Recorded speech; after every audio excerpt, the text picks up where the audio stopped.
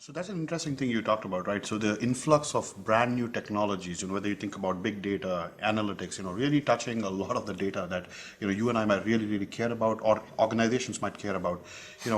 Where do you think the cybersecurity frameworks are going to be evolving over the next period to actually manage and mitigate those sorts of new applications coming in and the risks that they bring with it?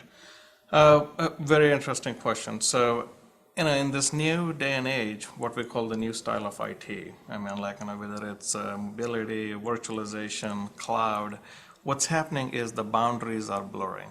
So you no longer have the traditional, framework where I can look at 5 servers and these are my applications. We call them the go hug my server, and this is what I want to protect.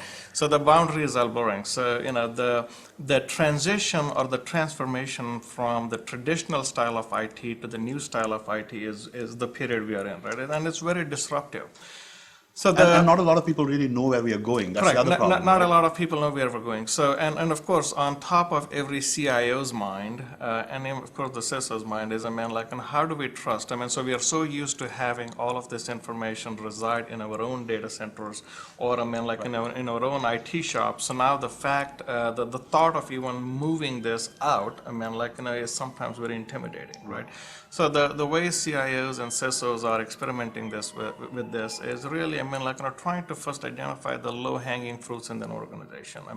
And of course, you hold the cards close to your chest. Your mission-critical apps are still, sort of managed in the traditional way.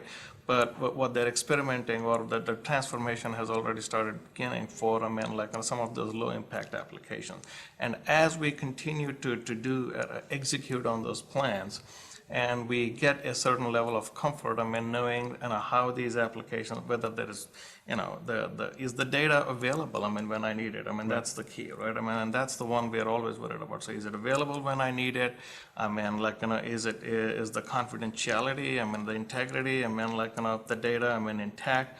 And as CIOs and CISOs get more comfortable with it, I think, we'll continue to see this transformation. But bottom line, we've gone from this stage where we said, we're never going to embark on this journey to, we know this has to happen. Right. It's a must. It's inevitable. Let's embrace it. But now let's try to figure out how we can do this in a secure manner.